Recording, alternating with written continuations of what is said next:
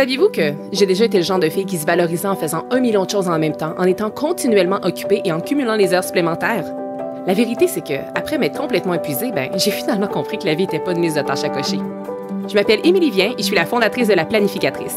Je suis une experte passionnée en planification, gestion du temps et saine productivité. Et mon rôle, c'est d'aider les gens qui ont un horaire ultra chargé à trouver du temps pour ce qui compte vraiment. 168, c'est le nombre d'heures exact qu'on a dans une semaine. Et mon but à travers ce podcast, c'est de vous montrer à les optimiser sans vous épuiser. Alors oui, on va parler de planification, d'organisation et d'efficacité, mais on va aussi aborder des thèmes super importants comme la procrastination, le stress et la fameuse charge mentale. Vous allez voir, vous avez pas mal plus de temps que vous le pensez. Laissez-moi juste vous montrer comment y arriver. Bienvenue sur le podcast 168 heures.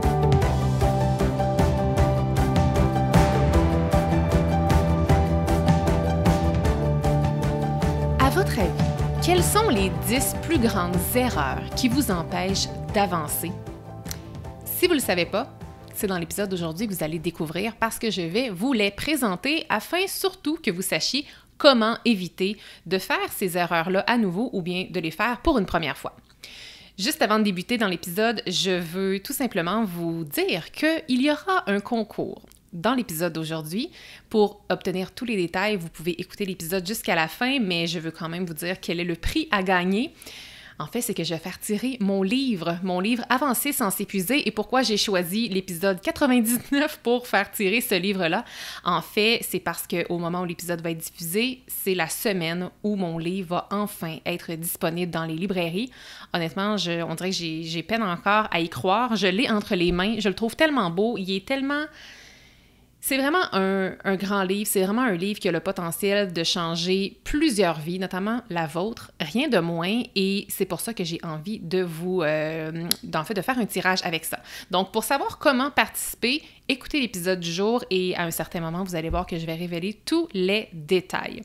Mais maintenant, on va se ramener à notre sujet essentiel d'aujourd'hui, qui est les erreurs qui nous empêchent parfois d'avancer. En fait, peut-être que vous avez l'impression de votre côté de souvent tourner en rond. Parfois, c'est ça souvent, ou peut-être que c'est très présent dans votre vie du moment. Puis des fois, qu'est-ce qui devient frustrant lorsqu'on tourne en rond, c'est qu'on vit une frustration parce qu'on met des efforts. Donc, si vous avez justement cette impression-là de tourner en rond malgré les efforts, eh bien, dites-vous que c'est peut-être pas parce que vous ne travaillez pas assez. C'est peut-être parce qu'il y a certaines erreurs qui vous freinent, puis c'est justement ces erreurs-là que je veux qu'on regarde ensemble aujourd'hui. Alors, ma promesse vraiment à travers cet épisode-ci, c'est de vous présenter en fait les 10 erreurs qui sont les plus fréquentes chez les personnes d'ambition et les personnes qui ont un horaire chargé, qui sont occupées, et vous donner surtout les pistes pour éviter ces erreurs-là. On pense souvent que pour avancer, il faut automatiquement s'épuiser, il faut écraser les autres, il faut couper dans nos heures de sommeil, il faut être fatigué, stressé, travailler toujours plus. En tout cas, moi, c'est des croyances qui m'ont longtemps habité, mais je veux que vous sachiez qu'il y a d'autres options.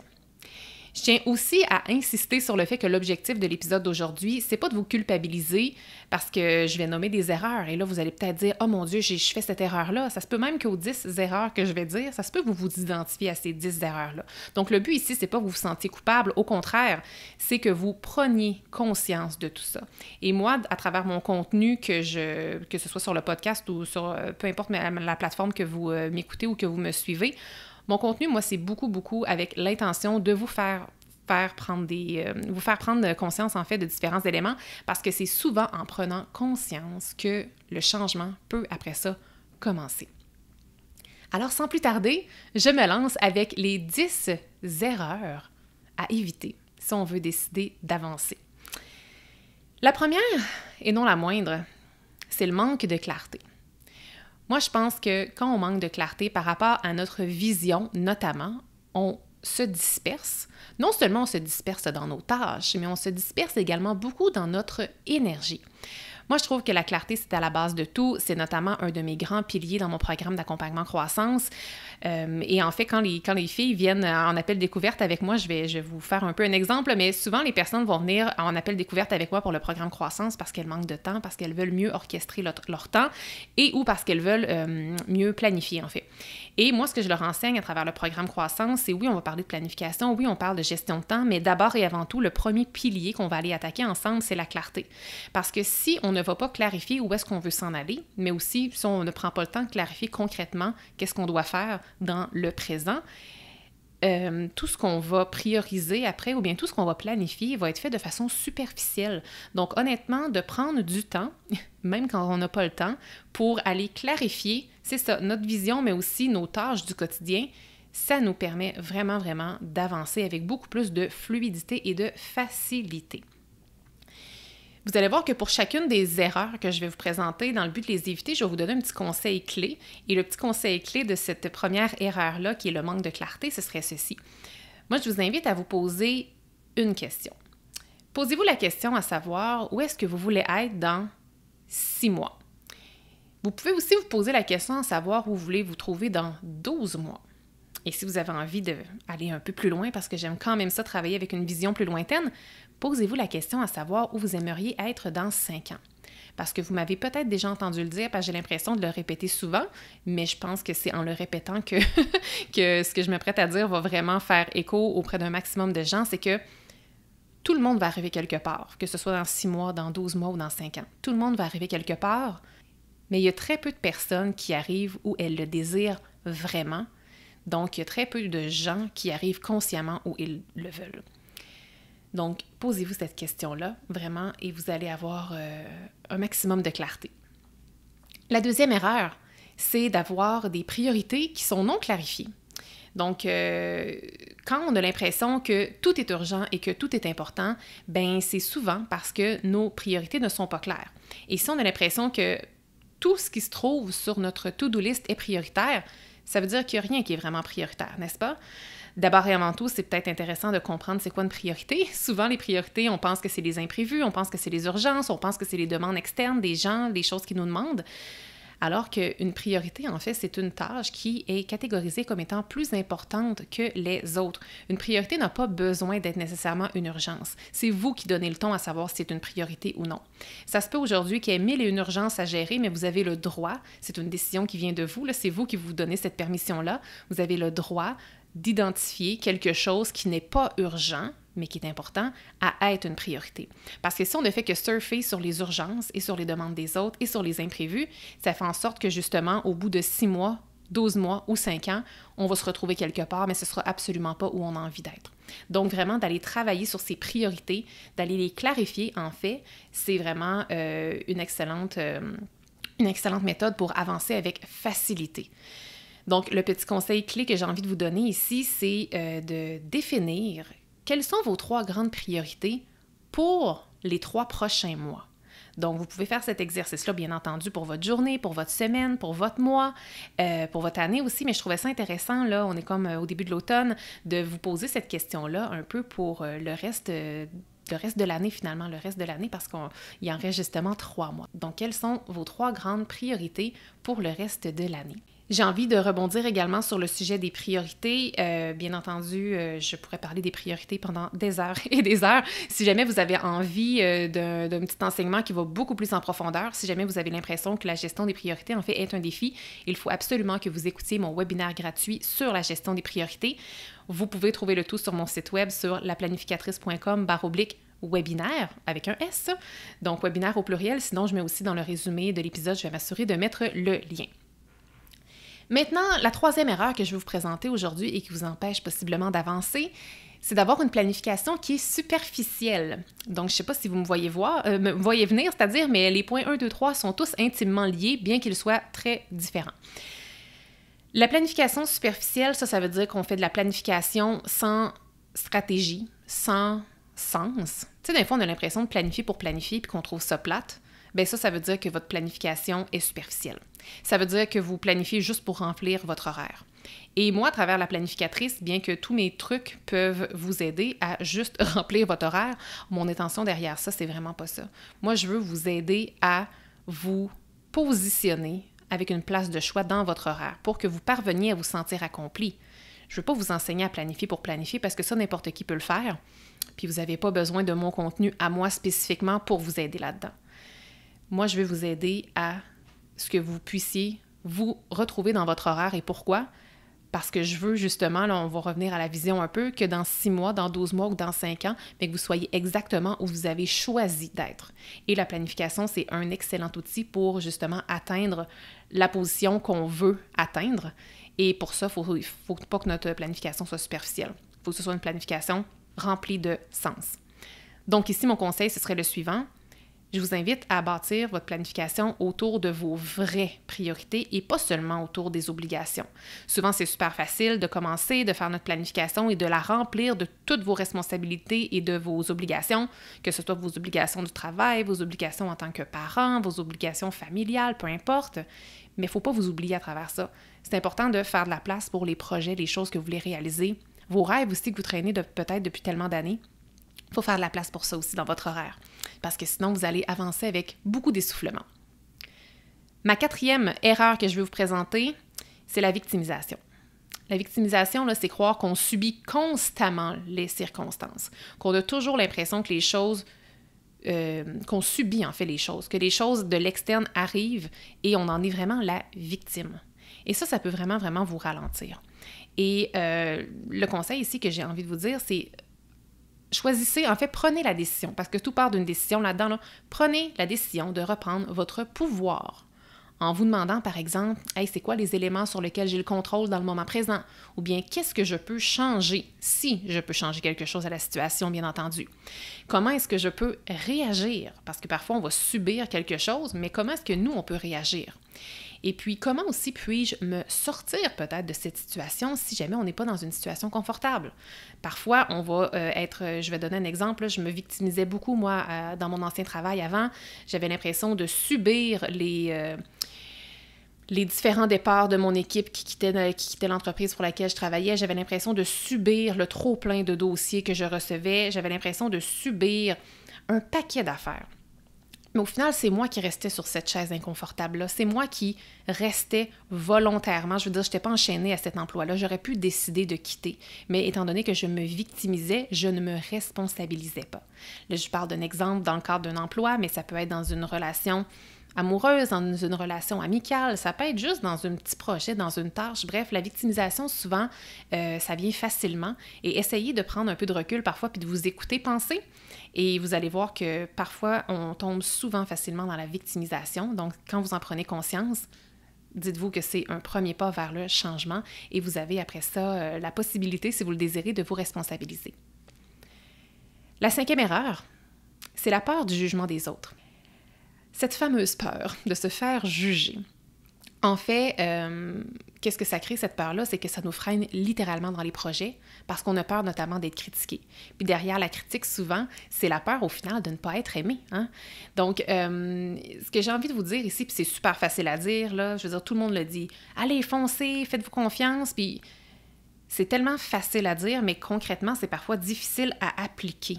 Fait que moi, ce que j'ai envie de vous dire, là, plutôt que de vous faire un speech, un pep talk de motivation, je pense que vous n'avez pas besoin d'un énième pep talk de motivation si vous avez peur d'être critiqué ou si vous avez peur du jugement des autres. Bien, le conseil clé que je vais vous dire, c'est rappelez-vous, en fait, je dis rappelez-vous, peut-être que vous ne le savez même pas, là, mais ce que je veux vous dire, c'est que les autres, là, regardent tellement moins ce que vous êtes en train de faire que ce que vous pensez. Puis, même aller un petit peu plus loin, identifiez c'est qui exactement les gens de qui vous avez peur d'être critiqués. Et souvent, ces gens-là, on se rend compte que on ne voudrait pas nécessairement échanger de place avec eux. Les gens de qui vous avez peur d'être critiqués, est-ce que vous échangeriez votre vie contre la leur? Je suis prête à parier que non. Donc, pensez à ça la prochaine fois que la peur du jugement des autres va faire surface. 6e erreur, l'auto-sabotage. C'est quoi l'auto-sabotage? En fait, c'est de se créer inconsciemment des obstacles. Puis là, ça peut être n'importe quoi. Là. Ça peut être de se remettre en question, de douter de ce qu'on fait. Ça peut être de intentionnellement surcharger son horaire pour se faire croire qu'on n'a pas le temps, par exemple. Donc, l'auto-sabotage, là, ça s'incruste vraiment comme de l'eau dans un vase rempli de pierres. Ça s'infiltre partout, l'auto-sabotage, et ça peut littéralement devenir un pattern, donc quelque chose de très récurrent chez nous. Et tant qu'on n'en prend pas conscience, ce pattern-là revient, et qu'est-ce que ça fait? C'est que ça nous empêche d'avancer. Donc, mon conseil ici, ce serait de prendre un petit moment de recul et d'essayer d'identifier c'est quoi les schémas qui sont récurrents chez vous. Je pense que le fait d'aller les nommer, vos formes d'auto-sabotage, ça va vous permettre après ça de pouvoir aller les éteindre. Puis peut-être que là, vous écoutez ça puis vous dites « Ben non, moi je suis vraiment pas dans l'auto-sabotage, voyons, je suis pas comme ça ». Mais essayez de vous regarder aller. Essayez de voir, pensez peut-être à des projets passés que vous avez déjà voulu mettre en place, mais que vous n'êtes peut-être pas parvenu à le faire. Ça se peut qu'il y ait eu de l'auto-sabotage. Essayez de voir ça a été quoi le réel frein qui vous a empêché de réaliser un objectif, empêché de mettre au monde un projet qui était cher pour vous, qui vous a empêché peut-être de contacter une personne que vous vouliez contacter pour je ne sais pas trop quelle raison. Peut-être quelque chose, vous vouliez postuler pour un poste puis vous ne l'avez pas fait. Essayez d'aller voir s'il n'y a pas un petit pattern ici derrière, un genre de schéma récurrent qui ne pourrait pas justement être une forme d'auto-sabotage. D'ailleurs, les gens avec qui vous vivez ou les gens qui sont très près de vous, que ce soit un parent, un amoureux ou bien un ou une amie, souvent, eux, ils ont une distance sur notre réalité. Puis peut-être que si vous leur posez la question à savoir « Hey, c'est quoi mes patterns d'auto-sabotage? » il y a de très, très bonnes chances qu'ils soient capables de les dire très, très rapidement. Même si vous les voyez peut-être pas parce que justement, vous avez le nez collé sur l'écorce de votre propre vie. Donc, c'est normal parfois d'avoir de la difficulté à identifier nos schémas. Nous sommes déjà rendus à la 7e erreur. Et c'est la procrastination, mais pas juste la procrastination, mais la procrastination déguisée. Parce que parfois, on va être vraiment conscient qu'on est en train de procrastiner. Alors que d'autres fois, on va être en train de faire des tâches et de par le fait que nous faisons une tâche, on va penser qu'on n'est pas en train de procrastiner. Fait que c'est pour ça que je parle de procrastination déguisée. C'est quoi de la procrastination déguisée? En fait, la planification excessive, ça peut être de la planification déguisée. Donc, si vous avez souvent tendance à remettre le début d'un projet à plus tard, mais que vous passez 4 heures à planifier et à surplanifier, ça se peut ça, que ce soit de la procrastination déguisée. C'est quand on reste trop dans la préparation, là, comme on va aller lire indéfiniment des articles ou des choses sur Internet dans le but de nous former sur tel projet ou sur telle tâche, par exemple. Si on suit des formations à l'infini, si on est toujours dans l'organisation, mais dans l'organisation un petit peu excessive, ça, il y a de très, très fortes chances que ce soit une forme de procrastination qui est déguisée. En fait, c'est que si vous restez toujours dans la phase de préparation et que vous ne passez jamais à l'action, c'est là que la procrastination déguisée arrive. Je vous donne ici donc 3 mini-conseils. En fait, un conseil derrière lequel je cache 3 petits conseils, là, c'est des conseils que j'aime beaucoup donner en lien avec la procrastination. Le premier conseil, c'est de se trouver un partenaire de responsabilisation. C'est hyper puissant. Second conseil, c'est de fragmenter. Donc souvent, un projet ou une tâche va sembler tellement grand qu'on ne sera pas capable de le commencer. Allez le fragmenter en petites tâches, en bouchées que vous allez pouvoir prendre plutôt que de l'attaquer au complet. Troisième petit conseil, c'est de se fixer un délai. C'est fou à quel point de se fixer un délai et pourquoi pas de vous commettre aussi envers peut-être la personne qui vous donne un délai. C'est fou à quel point ça va vous aider à repousser et à vaincre la procrastination. D'ailleurs, j'ai une super formation qui s'appelle justement « Vaincre la procrastination » si jamais vous avez envie d'aller encore plus loin dans les conseils et de surtout comprendre pourquoi vous procrastinez. Cette formation-là est faite pour vous et vous pouvez la retrouver sur mon site web. Je vais mettre le lien dans le résumé de l'épisode. 8e erreur que je vais vous présenter ici, c'est la peur de l'échec. Et en même temps, la peur du succès. Parce que parfois, la peur de l'échec va cacher la peur du succès et l'inverse est vrai aussi. Souvent, quand on a peur de l'échec ou du succès, on va rester dans une zone de confort. On va rester dans notre zone qui est connue, même si elle n'est pas satisfaisante. Et ici, moi, ce que j'ai envie de vous parler, c'est que si vous voulez évoluer, si tel est votre souhait, mais j'ai l'impression que si vous écoutez le podcast en 168 heures, c'est parce que vous avez un désir d'évolution.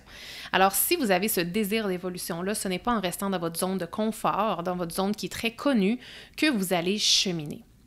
Et gardez en tête que cette zone de confort-là, une fois que vous la surpassez, une fois que vous sortez de votre zone de confort, c'est pas que le confort est perdu à jamais, c'est que vous élargissez votre zone de confort. Ça va être inconfortable, vos nouvelles actions pendant quelques temps, mais tranquillement, votre zone de confort va s'élargir, et à un moment donné, ce qui vous semblait tellement inconfortable va devenir plus confortable.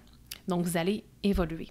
Et ça, si vous avez toujours peur de l'échec ou du succès, que vous restez justement dans cette zone de confort-là, vous allez tout simplement freiner votre avancement. J'ai envie aussi, parce que je parlais un peu de la peur de l'échec, là, un petit conseil clé, c'est faut arrêter de voir l'échec aussi comme un échec, comme une fatalité. Vous pouvez aussi tout simplement barrer le mot échec, là. Tu sais, juste remplacer le mot échec par apprentissage. Je pense que vraiment, là, les erreurs qu'on peut faire ou les échecs, si je peux les mettre en guillemets, comme si je peux mettre le mot en guillemets, là, c'est un apprentissage. Voilà. 9e erreur, l'absence de constance.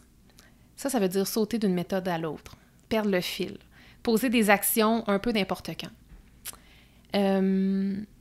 Je pense que des gens ici qui suivent beaucoup des gens qui disent qu'ils suivent beaucoup leur intuition et qui aiment beaucoup la spontanéité ont peur de la constance. Ils ont peur que la constance les mette dans un genre de carcan. Mais moi, si je peux vous dire quelque chose en lien avec la constance et ce que ça m'a apporté, c'est qu'en fait, ça m'a apporté beaucoup de liberté. Parce qu'à un certain moment donné, quand on est constant dans quelque chose, c'est un peu comme s'il y a une discipline qui s'incruste là-dedans et ça nous permet d'avancer avec tellement plus de facilité. Ça nous permet d'avancer parce que les choses se font rondement et se font facilement. Et en fait, ici, le conseil clé que j'ai pour vous en lien avec la constance, c'est qu'en fait, la constance, ça n'a pas besoin d'être lourd, ça n'a pas besoin nécessairement d'être quotidien. Souvent, la constance va venir avec une certaine lourdeur, une certaine obligation qui va nous pousser à croire qu'on doit commencer à méditer à tous les jours, qu'on doit publier à tous les jours, mais ça n'a pas besoin d'être ça, en fait. Ça peut être une constance. En fait, la constance, c'est un rythme. Et le rythme peut être quotidien si vous le désirez, mais ça peut être hebdomadaire, ça peut être mensuel, ça peut être 2 fois par semaine. Et la durée également de ce que vous voulez mettre en place, ça n'a pas besoin nécessairement d'être long. Moi, le conseil que j'ai envie de vous dire, c'est de développer votre constance en y allant avec une petite pointure, si je peux le dire ainsi. C'est l'enseignante de première année de mon garçon Harrison qui utilise cette expression-là, puis j'aime ça. Ils sont en apprentissage de lecture, puis au début, ils commencent avec des livres de petites pointures, donc des livres faciles. Donc, je trouve qu'avec la constance, c'est un peu la même chose. Allez-y avec des petites pointures au départ, et plus vous deviendrez familière avec la constance, bien, vous pourrez augmenter la cadence. Maintenant, nous sommes déjà rendus à la 10e grande erreur qui vous empêche d'avancer, et c'est la comparaison. La fameuse comparaison où on se juge par rapport aux autres, où on se compare et où, ultimement, ça nuit à notre confiance, au point parfois de malheureusement perdre notre confiance. Par rapport à la comparaison, je lisais dans un livre récemment, livre d'ailleurs dont j'oublie le nom, donc je peux malheureusement pas vous le citer ici, c'est qu'en fait, faut pas se comparer aux autres parce que nous sommes tous et toutes ici pour une mission précise et nos missions sont différentes. Donc, pour les personnes qui croient en la mission de vie, en le fait qu'on est ici, qu'on s'incarne pour vraiment un plan précis, nos plans et nos missions sont toutes différentes, ce qui fait que de se comparer aux autres, ça n'a pas lieu d'être parce qu'on n'est pas ici pour faire la même chose. Également, je pense que faut pas, puis là je dis ça, puis en fait, sachez que bien que j'ai fait énormément de travail là-dessus, je suis loin d'être parfaite et il m'arrive encore par moments de me comparer, mais je le fais tellement, mais tellement moins qu'avant d'ailleurs, mais je veux vous sachez qu'il m'arrive moi aussi encore parfois de me comparer. Mais ce que je veux vous dire, c'est qu'ici, je vous invite à cesser de vous comparer parce que vous êtes unique. Vous avez votre propre couleur, vous êtes vraiment unique, ce qui fait que de se comparer, c'est comme de mettre de côté votre unicité en fait. Si jamais vous vous comparez, essayez de peut-être le transformer en positif. Puis là, c'est là qu'on appelle l'inspiration. Donc, de se laisser inspirer par d'autres, c'est pas la même chose que la comparaison. Donc, essayez quand vous êtes en mode comparatif un peu de voir, oh, est-ce que je suis dans l'inspiration? Est-ce que je suis en train de m'inspirer de ce que cette personne-là fait ou de ce que cette personne-là est? Ou si je suis vraiment en train d'un petit peu tuer à petit feu ma confiance. Le conseil clé ici que j'ai envie de vous dire en lien avec la comparaison, c'est la seule personne, en fait, avec qui vous devriez vous comparer, c'est avec la version d'hier de vous-même. Donc, la version passée de vous-même. Ça, vous avez le droit si vous voulez de vous comparer. Mais n'allez pas vous comparer à des personnes qui sont différentes de vous. Parce que malheureusement, encore une fois, comme je le disais un petit peu plus tôt, parfois, on se compare avec des gens pour qui on n'échangerait tellement pas de vie. Donc, gardez ceci en tête. Je vous renomme rapidement c'est quoi les 10 erreurs, parce que j'en ai quand même dit beaucoup. Donc, il y a le manque de clarté. Il y avait des priorités non clarifiées. Il y avait également une planification superficielle, la victimisation, la peur du jugement des autres, l'autosabotage, la procrastination déguisée, ensuite la peur de l'échec ou la peur du succès, l'absence de constance et finalement la comparaison. Retenez que l'objectif ici n'est pas d'éliminer toutes ces erreurs-là d'un seul coup, si jamais elles font partie de votre vie, mais c'est bien de reconnaître les erreurs qui font justement partie de vos vies et qui vous freinent présentement. Et le but, c'est de commencer par une petite correction. C'est pas de changer tout au complet. Donc, essayez, si jamais il y a plus d'une erreur que j'ai nommée qui font partie de votre vie, eh bien, essayez d'en identifier une. Essayez de voir c'est laquelle que je pourrais peut-être rectifier en premier. Et retenez également que vous n'avez pas besoin de tout changer, là. On va vraiment parler ici de réajuster une chose à la fois, puis c'est vraiment de cette façon-là que vous allez arriver à avancer sans vous épuiser.